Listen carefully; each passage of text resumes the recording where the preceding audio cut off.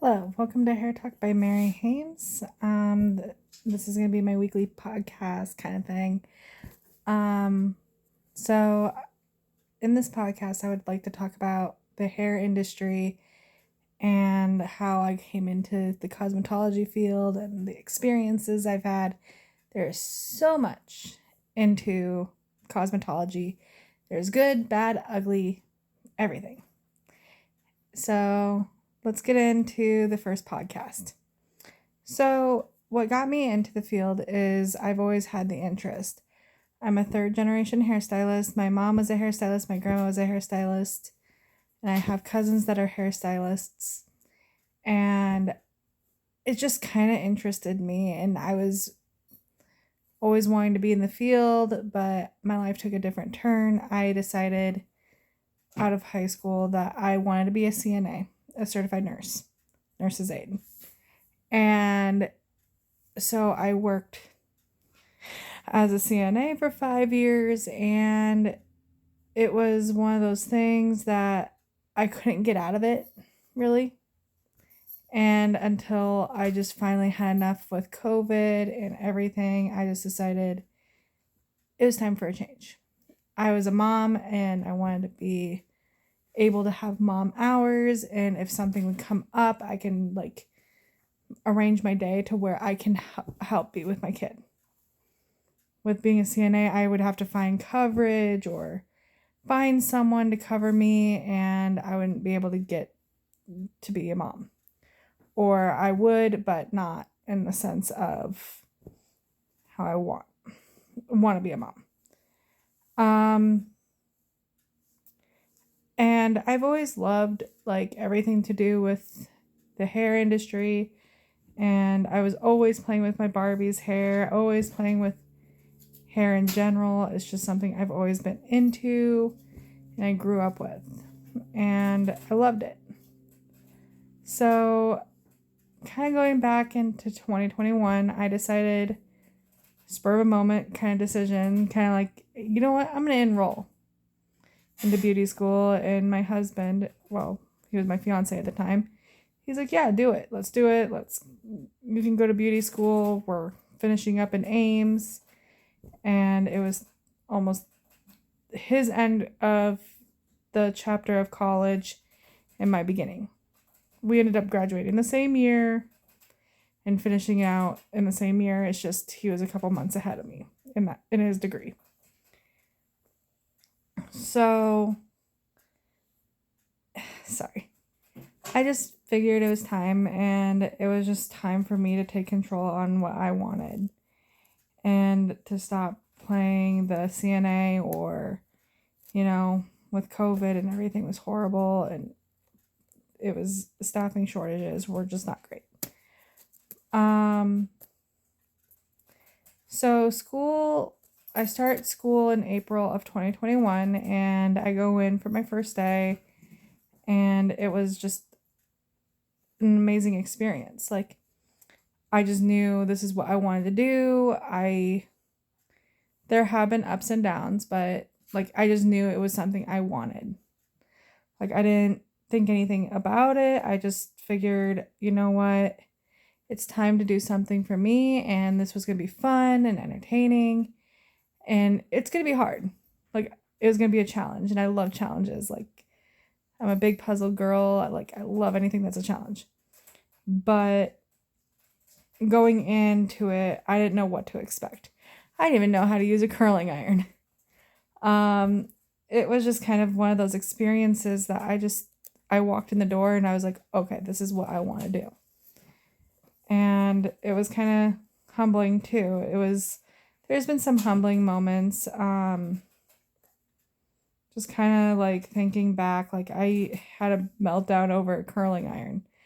Couldn't curl hair worth anything with a Marcel, which is a really interesting curling iron. And now it's oh, I can actually do that stuff. It's second nature. That skill is there. So it's just cosmetology school. You learn the basics. You learn how to cut hair. You learn how to highlight. You just learn so much. You get so much information thrown at you. But you also have to learn state law. There's a lot of different components. It's not just, oh, I'm learning to go cut hair, let's go cut hair. It's harder than you think because you have to have the state law behind you. You have to have business. You have to have everything like in such a short amount of time. It's a 2-year program max. And you have to have all that information in 2 years. Like what happens if you mix perm and lightener, or what happens if you leave a relaxer on too long? What happens if XYZ happens? You have to know the science behind everything you do. You also have to know the state law behind everything you do. You can't just leave hair everywhere. I mean, you can't just reuse brushes on people. I mean, you also have to learn like so much about like skin disorders, bugs. Like I've never encountered that in my career yet, knock on wood. But I've had friends who've encountered lice, who've encountered rosacea, who've encountered ringworm, who've encountered a lot of things. And every situation you have to know the answer to. Then there is the state boards. So when you're in cosmetology school, you're having to learn all this information and keep a hold of this information. And then you take these state boards tests. They are nerve-wracking. I cried like the day of my state boards test. I studied for like 3 days solid. My husband, God bless him, he is an amazing guy. He studied with me. And we like studied like hardcore after he got off work. And I studied all throughout the day while he was working. And going into that room and being in that room and being in the dead quiet, like these questions are just so, it's hard, but it's easy at the same time.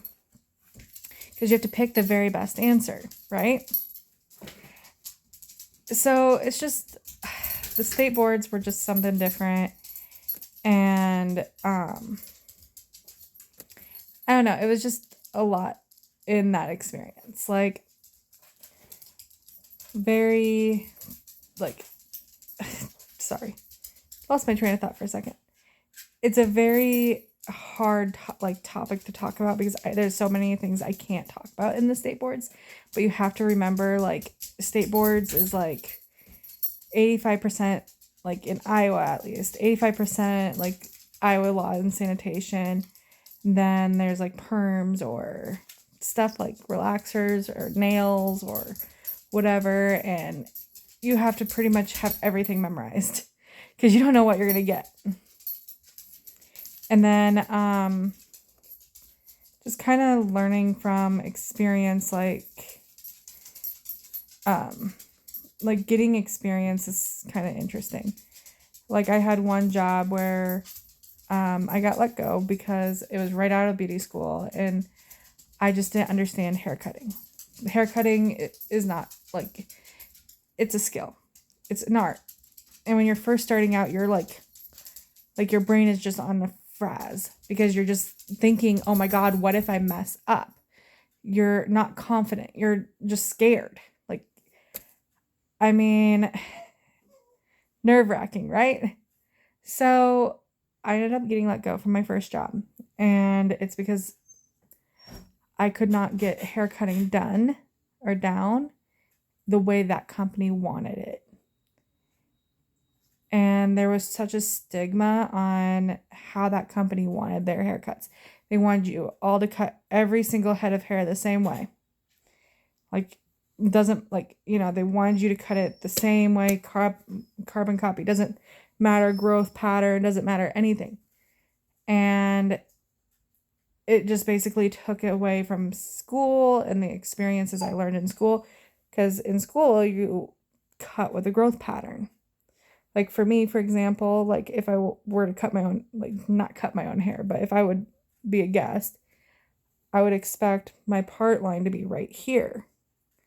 If someone parted me right here or right here, then my haircut can end up wonky in some areas, right? So that's kind of one of the things that like that company did, and it was just not a good experience. It really, really like messed with me, but it was kind of good that they let me go too, because they said that I needed more experience outside of school. So yeah, that's kind of where the beginning stages are. Another thing that I will tell you that's a myth in beauty school. I have some talking points here. Let's go back to some questions that I've written down. One of the things that a lot of people hear that is a myth is, oh, you're only going to school to cut hair. Like, no. No. Trust me. No. When I was in school, we did a lot of different things. We did manicures, pedicures, perms, braids, updos, waxing, hair color, highlighting. Oh God, what else did we do? Facials. We just did a lot. Like, you learn pretty much everything.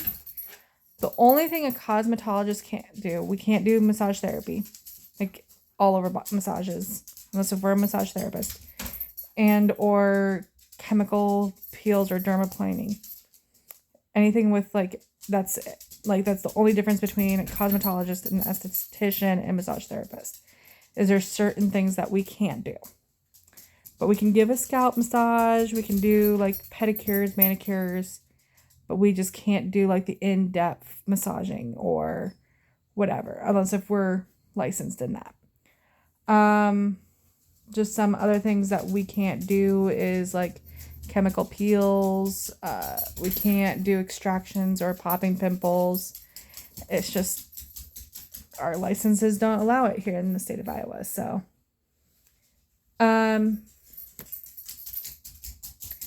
another big question I used to get is, what is cosmetology school like? So there's so many answers to this. This is going to be like a 3-parter. I'm going to talk more about it as we go on in the podcast. For me, cosmetology school was a dumpster fire. And I mean that in the nicest of ways. Because we've had, like, when I was in cosmetology school, we had a lot of turnover. Because it was just COVID. It was right after COVID. And people were getting burnt out in their fields. And we've had some really good educators and some not so good educators. There's just a lot to unpack there with that question. Just because cosmetology school was stressful. It's a go, go, go, go, go. You don't sit. You don't take a break. You don't lay down. You can't. You have to get as many hours in as possible. You have to get up to 2,100. At least that was when I went to cosmetology school in the state of Iowa. You have to have 2,100 hours to graduate. Now, if you fall behind, you can get into a lot of trouble. You can miss your graduation date, which you can lose financial aid. It's a lot. There is a lot in the back of your mind, but you also have to work on guests, which can be very stressful. And there's some educators that have been in the industry since the dawn of time, and they're very old school, and so there's some like learning experiences that might not be as easy. I don't know. And then there's some educators that you like wonder how they like survived as long as they have. It's just, so it's kind of different, and like every experience is different. Like, it was, oh God, I don't know how to explain it. It was also, it was great because, you got really thrown in the industry too in cosmetology school. So you kind of understood how the industry worked. There's just some things that like my school did that were what you can call quote unquote illegal. Like, they wouldn't let us have breaks if we worked over 8 hours or 6 hours technically. They made us do sanitations, like cleaning the bathroom, making sure toilet papers were stocked, taking out trash, which in the state of like in some states that it sounds like it's legal, but it's not because we're not allowed to do sanitations as students. There have been like, I don't know, it was awkward because I'm not the traditional student. I was 23, 24, 25, somewhere in there. Can't remember.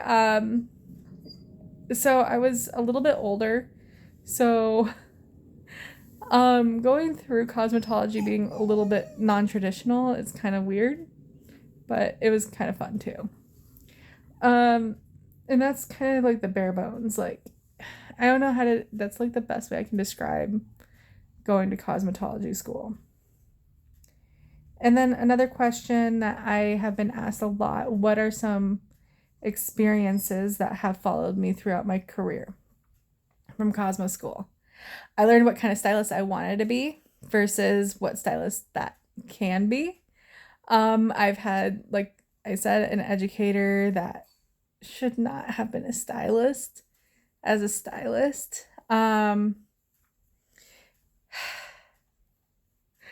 There's some things that like I've carried with me, like how I do foils, how I do like experiences. Like I don't do updo, like I don't like updos. I will try to weasel my way out of them because they are so, in my mind, I just can't understand it because it wasn't taught to me. Or it was taught, but it was very brushed on. And it was very like, oh, this is what we do, but this is not what we do. Like it was very contradicting. So I couldn't understand it. So, and also like being kind to other stylists. That's kind of what carried on through my career. We're not like at my salon, at least now, we are very like, we help each other. We're not going to be like, oh, yeah, they stole my client. No, it's kind of like, hey, I've noticed you need help. Let me help you. A big thing that happened for me, like experience wise, is making sure like to keep, up with the times, kind of just keep up with like how things evolve and being kind to everyone. Because I went to like I said, I went to a school that was not kind to everyone. We've had some fun experiences that I will literally touch base on. And also I've had some positive experiences at beauty school. Like I made like one of my best friends for life at school. She is like an amazing human being. She like is awesome. Like I literally will say she will probably be my best friend for life. We talk every night. Still, like after 2 years, like knowing each other 2 years, we still talk every single night and make sure we're doing okay. We keep each other updated in our careers. We we bounce back and forth with each other. It's kind of cool that way too, because like these friendships you make in beauty school, some of them will last a lifetime. And you never know where it's going to end. You don't not end, but you never know where you're going to end up with these experiences and with these people. Like I absolutely look up to my friend who I had from beauty school. And at first we weren't friends. I can openly admit that. She'll even tell you. But it's kind of cool seeing how the evolution of friendship came. Because we both were struggling in different areas in our lives. And we both made it through beauty school and we survived the hardest basically 18 months of our lives. And, it's kind of like, I don't know, beauty school was like Stockholm syndrome, where you love being there, but you're held captive against your will, it seems like. I don't know. That's kind of like my little tangent on it. Some other things, there's so much I can talk to you about with cosmetology school and being a cosmetologist. And I hope you listen on further in my podcast and my experience. I will be doing some skits about, like, I don't like doing the Karen skits because the Karen skits are not just what's in the cosmetology field.